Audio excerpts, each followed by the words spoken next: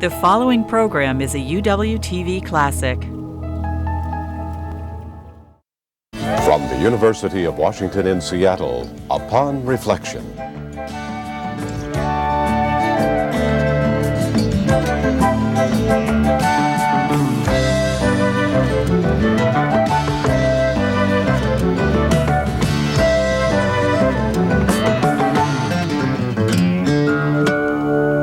Hello, and welcome to Upon Reflection. I'm Marcia Alvar. My guest today is Richard Rhodes. He's written 4 novels and 5 works of nonfiction, including The Making of the Atomic Bomb, which won Rhodes the Pulitzer Prize. His newest book is A Hole in the World. It's quite a different book, a very personal book. It's the nightmarish story of Rhodes's childhood and his lifelong and triumphant battle to overcome its destructive legacy. Welcome to Upon Reflection. Thank you very much. Your book is so full of stories that rouse the emotions, that make you terribly sad, and yet the title seems chilly, A Hole in the World. I wanted to capture the sense I had as a small child of coming to awareness that I was missing a parent, and that there was, in that sense, a hole in my world. My mother committed suicide when I was 13 months old. I didn't quite understand what was missing for a while. That sense of something missing in the middle of the world really has continued through childhood. As you said, your mother committed suicide when you were just 13 months old. 2 other parents, very important in creating that hole in the world, in a sense. Your father took care of us then, decided that he should try to raise 2 of his 3 sons, my older brother Stanley and me, sent off our oldest brother to live with grandparents. And for the next 9 years we, Stanley, my brother, and my father and I, lived in boarding houses around Kansas City, Missouri. The first 6 years at a boarding house where there was a daughter who was a polio victim and who was confined to a wheelchair, who really took me on as kind of her baby. I think that essential nurturing that we got, that I especially got at that time, helped prepare us to survive the abuse later. The abuse later that came when your father remarried and married the woman who became your stepmother. And she's really the central character of this book. Yes, certainly if the 2 brothers are not, she's at the center of what happened to us. We were very quickly abused severely finally. We were beaten routinely with belt buckles. We were allowed to go so dirty that we didn't bathe from 1 month to the next. We really looked like homeless children, and in a sense we were. We were kicked out of the house for days on end and told don't come back till dark, whatever the weather. And perhaps the worst part of the abuse, we were starved. We were fed pots of cooked up black-eyed peas, the sort of food you'd prepare for farm animals. And not much of that. I was 30 pounds underweight by the time I was 12. I looked like an Auschwitz child. Did you have a sense as you were going through that your life was so radically different than others? Did you have a sense of the separation, the kind of life you were living, from the kind of life you saw going on around you? And from the kind of life that we lived before this situation came up, because although we'd been missing a parent and that loss was there, it hadn't been a very unnormal childhood. We played in the streets and we had pals and we climbed trees and we drank pop out of funny little bottles and all the things kids did in those days. So I had a very real sense that we had entered at some strange twilight zone. I think of it now as almost a concentration camp, which it was. Why was your stepmother so cruel to you? She was trying to save money. She was trying to put together a stake so that she could open a shop, a dress shop, start a business. By feeding us as little and as cheaply as possible, by putting us out to work whenever we weren't in school, selling things from door to door, shoveling snow, collecting pop bottles out in the country until the car was awash in the back with these bottles, and washing them up and selling them for 2 cents deposit at the local supermarkets. She was putting together money. That's why she was that way. She wasn't psychotic, as far as I know. She certainly was a little bit weird. She was one of those terrible people who, having probably been abused herself, was cold and contemptuous of other human beings and took advantage of children who had no way of fighting back. And yet, she and your father didn't eat this same No, kind they of didn't. food. That's They ate right. very well, and your father did not intercede. My father, I thought for many years, was simply another victim, and certainly that's true. He was, I remember once seeing my stepmother knock him out with a shoe up the side of the head. But the fact is, he was an adult, he had responsibility for us, and he should have done something to at least to send us away from this situation. I think he was irresponsible, I think he was cowardly. He didn't do what parents should do, protect their children. There was a review in the New York Times that Russell Banks wrote recently about the book. He was troubled by the fact that the portrayal of your stepmother was, in his view, so one-sided, and that, in a way, you weren't angry at your father. You weren't madder about it.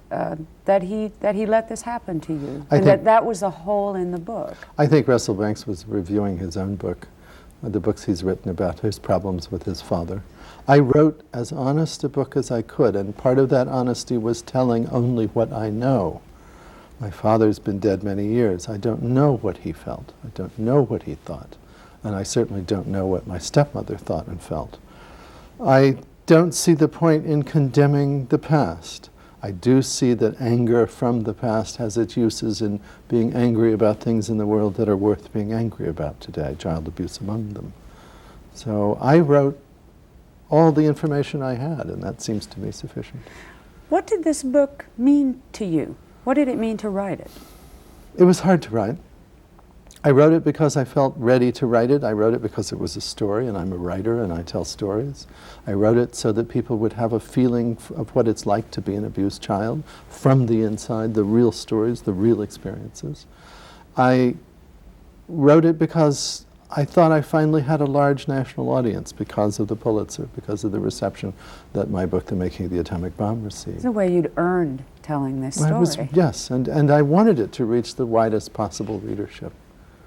When you said you were ready to tell the story, I mean, this is certainly a story that you carried with you your entire life. What made that difference? What made you ready to tell it? Oh, Tracy Kidder, the writer, and I were talking once, and I told him this story. I had been planning for a long time, and I'm still planning to use it as the basis for a very complex novel. And Tracy, with that clear eye that he has in all his books as well as in his life, said, you should tell it that way, just the way you told it to me. And I thought about that for about a year, and I thought, well, he's right. First of all, I should tell it simply and straightforwardly and as honestly as I can. As you put it in the book, telling it a cappella. Yes. A wonderful image you have of you alone telling this story. Well, we've talked about the people in your life who, I suppose villain is too simple a word, but played these roles in one way or another, in one degree or another. There is a hero. This is in a the wonderful book. hero. Wonderful hero. There were lots of people who helped along the way, but my older brother Stanley, who was just a year and a half older than I, really did save my life as well as his own when the abuse got to the point where he simply couldn't take it anymore. One terrible summer day, he was being beaten for a minor infraction of the rules with a belt with brass studs in it, and he simply couldn't take the pain anymore, and he ran out of the house, realizing that he couldn't go back, that he was in that way rebelling more violently than our stepmother would stand for.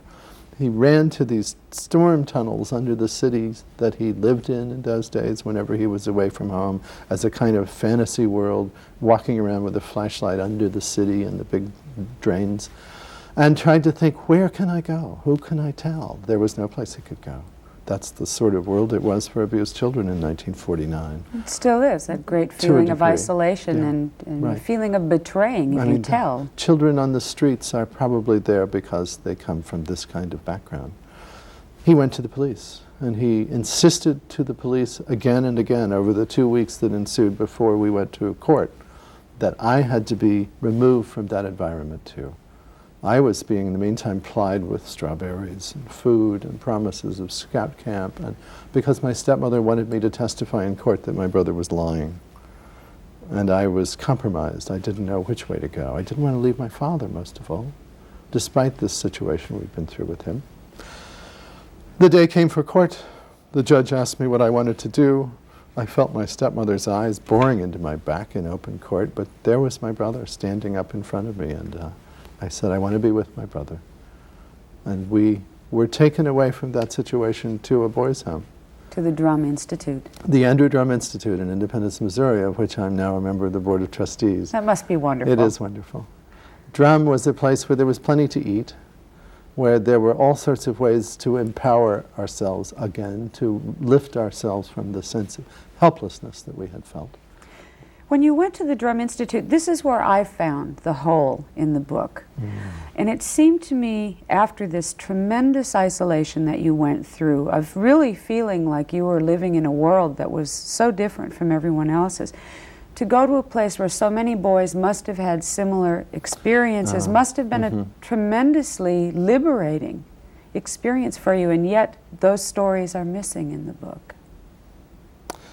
Liberating in the sense of the other boys? Liberating in the sense of feeling not quite so alone anymore, that you then knew other people had gone through it? I did still feel alone. In fact, to a degree more so, because my brother and I then went our own ways.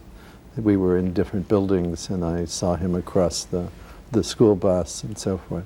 No, it takes longer than that, I think, to overcome that sensation.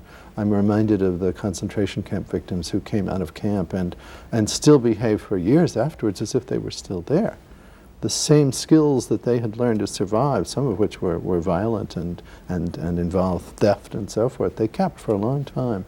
It took years to get beyond that, but by the last 2 years of high school, I'd say, I began to feel that sense of increased freedom.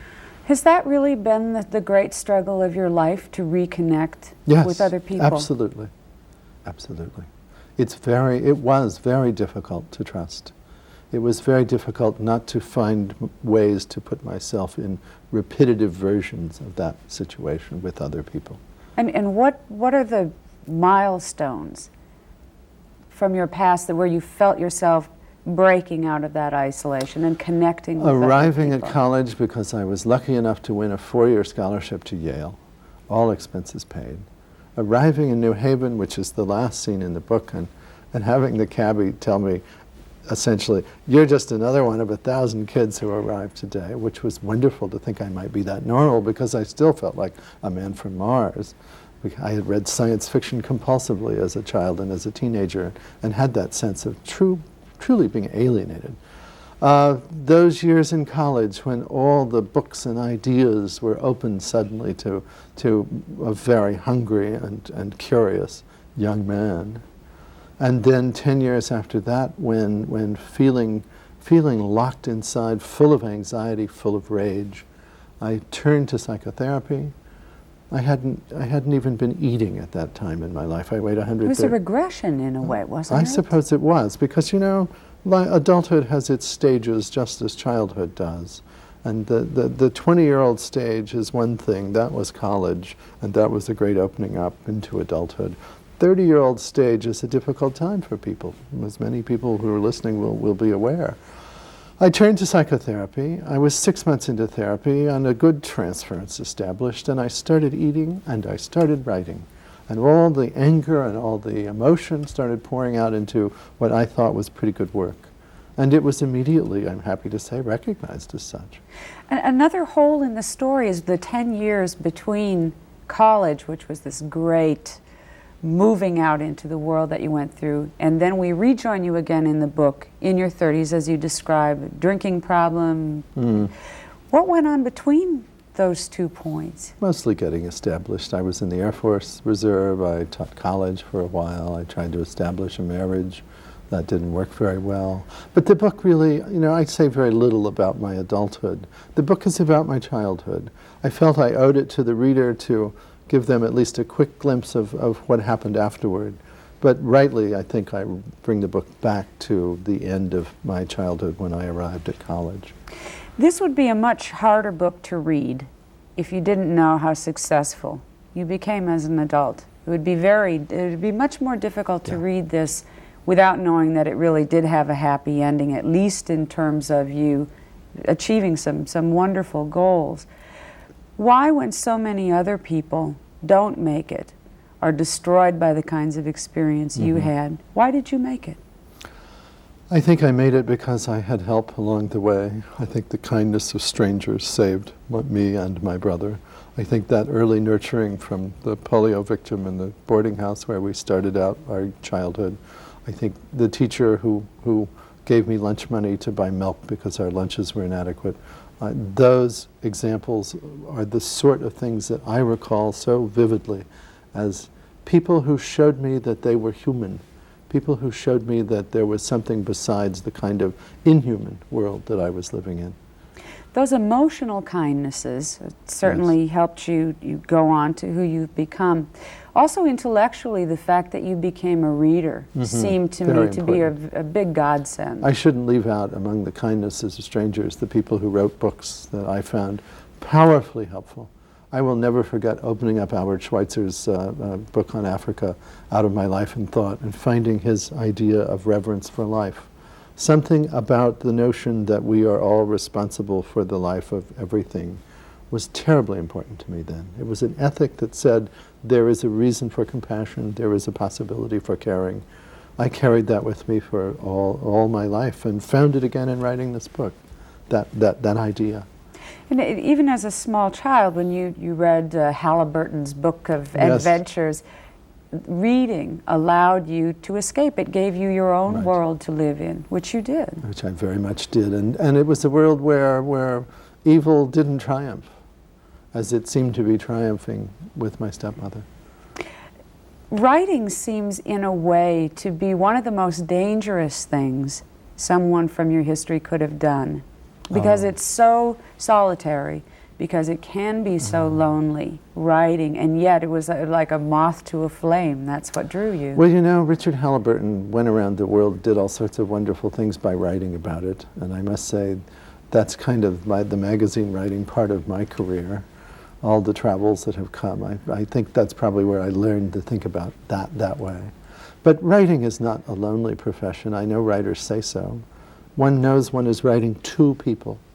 One knows that eventually they will read what you wrote and re-experience it thereby. And eventually you have to get out from wherever you live and go talk to people, interview people, see people. In fact, it forces you to do that. I could have chosen a far more solitary line of work, perhaps. This is one that keeps me from staying alone too long. Do you want your writing to have the same power to transform that other people's writing did for you? Oh, absolutely. Absolutely. If this book isn't something that an abused child discovers one day in the library and finds as a catalyst to change, I'll be very disappointed. In the book, you talk about writing in your 30s, this bad time before you went into therapy, and how you had to get drunk to write. Yes, drunk writing, right? Something I think. Why? Why? Because alcohol is probably the most effective drug for quelling anxiety that exists. It has a lot of bad side effects, unfortunately. I was so full of anxiety that it was almost impossible to do anything, to eat, to write, to function. And I think I turned to it as a way to dampen down, unlike Mr. Styron, who seems to have convinced himself that writing gave him some sort of special vision, which I think is probably fraudulent and unfortunate. I just needed, I thought in those days, something to calm me enough to function. Keep the demons away. And I learned, of course, that didn't work. You don't do things with drugs. You do them finally with healing. There's a marvelous story about when you just began writing, and a story, it's almost like that scene from the movie Alien, of a story that's simply a monstrous story that just popped out of you. The first piece of writing, fiction, that I had signed a contract to do a novel about the Donner Party, a historical novel. I sat down to start the Donner Party and instead, in one white-hot week, wrote a full-length novella, 140 pages, about the childhood of a presidential assassin. And it's clear, because some of the incidents are autobiographical, how much that was some dark figure within me. You know, it often happens that children who are severely abused disassociate into multiple personalities. That didn't really happen to me, but I understand suddenly where some of the characters came from in my fiction. In most of my novels, there's a dark, violent, often Germanic, because I grew up in the Second World War and the Nazis were the villains of the time, figure who perpetrates some terrible evil on the world of the novels I wrote. And in this case, he was the central character. It must have been a shock to have this story just appear. It was a shock. I sort of understood what was happening and where it was coming from. And it was very important to me that I send it around to publishers, all of whom thought None of whom wanted absolutely monstrous. It was considerably more violent than Hubert Selby Jr.'s Last Exit to Brooklyn, for example. And everyone just recoiled in horror. Well, the story, one of the scariest things I would think is that you saw yourself as this assassin. It was a portrayal of yourself that was deeply frightening. It was certainly a portrayal of that side of me that had identified with my stepmother and her violence and her contempt and her rage. And I'm glad it only appeared in my fiction. Certainly writing has been a helpful way to re-explore and re-examine and put to rest some of those feelings. This book is the third book in a sequence of books that are all fascinating. There's The Making of the Atomic Bomb, which won you every award, practically every award they give out for writing books. Then The Farm, where it was almost like you sort of got yourself adopted by a family and spent a nice, intensive, nurturing time with them. Well, the significant thing is that the farmer was 6'4" and weighed 240 pounds, even though he's actually younger than I am. He was physically like my big brother Stanley. It's as if Stan and I were back together again, farming on this wonderful place in central Missouri. And so it was a very happy time. That's my pastoral, that book. The only violence in it is when I appear as the character of the city man, and this happened, and almost by being stupid about the rifle I was using on a deer hunt, just about shot my friend's brother. The bullet went through the peak of his cap.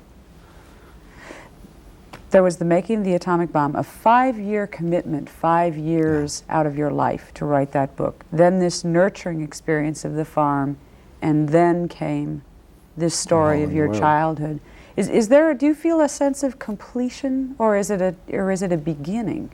Where are you as a writer at this point? Oh gosh, I feel as if I just grew up a couple years ago. I stopped drinking about 4 years ago.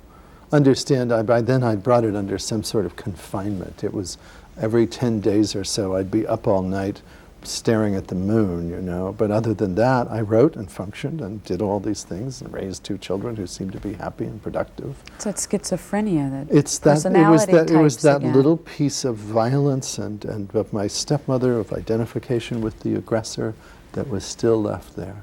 You couldn't let go of that. No. And I met someone, a woman whom I loved, who herself was an abused child, whom I love, present tense, not past. And in understanding that if I continued that sort of behavior, I might lose her, I finally found a good enough reason to stop it. And I just stopped one day, and it's delightful. I'm happy I did. Throughout the book, there's this contradiction, and it's a struggle that's gone on in yourself between the cold, impersonal world that looks down on people in trouble and cares nothing. Yes. I mean, you're just on your own struggling. And then there is the child who wrote the essay about all of the abused animals and children finding this wonderful place and comfort. And you go back and forth in the book. Is that resolved? I mean, have you decided what kind of world it really is? I think I've decided it's probably both. Because after all, life is fatal. There's a certain profound sense where the world is a giant concentration camp, where we all suffer, whether we choose to or not, no matter how well protected we are. But in another sense, the world is a natural world, the world which is my mother's grave, and that's another hole in the world and a much more benevolent one, the earth as mother. The world is a farm, the world is replete with food, the world is replete with loving kindness and compassion. I think I will probably always see the inherent tension for all human beings between those two aspects of reality and be fascinated with their interfaces and how maybe one can dominate a bit over the other. You're on a book tour now. Is it sort of like therapy? At first it was difficult because having written this book privately as one does, suddenly to be telling things that once were considerably embarrassing to me, having to pee in jars to survive at night when my stepmother didn't let me use the bathroom, then I realized that there was this wonderful outpouring of compassion from everyone, and that compassion was for those two little indomitable little boys. I dedicated the book for Richard and Stanley, and I didn't mean us as we are today. We're pretty happy today. I meant those little boys, and people have responded to that. So it's become a wonderful experience to go from city to city. Has it surprised you? I guess I'm making an assumption that a lot of people, to one degree or another, have had the kind of experience that you did. More than I knew. I've heard so often from people standing in lines in bookstores who want their books autographed, interviewers on television and radio. Many, many people have said, I was abused, or I was severely abused. It's there, it's all over in America. It's at its basis because we somehow still believe that children aren't human beings, that they're wild animals to be tamed, that they're chattel property like dogs and cats, that they're the weak figures that we can abuse whenever we ourselves feel weak and frightened and uncertain. That's the basic reason, I think, why child abuse is as commonplace as it is in our society. On the other hand, there are mechanisms today, hotlines to call, social institutions to intervene, that didn't exist when my brother and I were going through this experience. And a different attitude, too. And a very different attitude, and that's wonderful. It should be discussed more. It should be brought out into the open. You don't solve problems until there's lots of information and openness. I have to tell you that the part of this book that touched me the deepest was the story you tell of being cast out in the winter and walking at night as you did, hiding in doorways to stay warm, and what you saw looking in the windows of other people's homes. I saw families around the dinner table. I saw the natural life of human beings and felt so far removed that even years later at the boys' home, when I would cross from the school building to the dormitory at night, I would sometimes stop between the two places and look up at the stars, and they seemed to me distant, high, white, cold, inhuman, uncaring. And I used to reach into my pockets and see what I had, because the world in those moments would empty out. I would think, what if the world suddenly were empty of people, buildings, and the whole human mechanism? And then I'd see, well, I had some matches and I had a little pencil stub. I'd fantasize trying to survive. Maybe a girl would survive too. Maybe we'd start a new race. I doubted it. Has this book allowed you to go into the lit home and to be part of the family around the table? Yes, yes, yes. I'm very happy these days, I'm happy to say. And feel that much more productive. Feel as if there's that much more to give. Richard Rhodes, thank you for being on Upon Reflection. Thank Richard you. Rhodes, his new book, A Hole in the World. I really want to thank you for Thank you very being much. on the program. Yeah. To see more UWTV classics, visit uwtv.org/classics.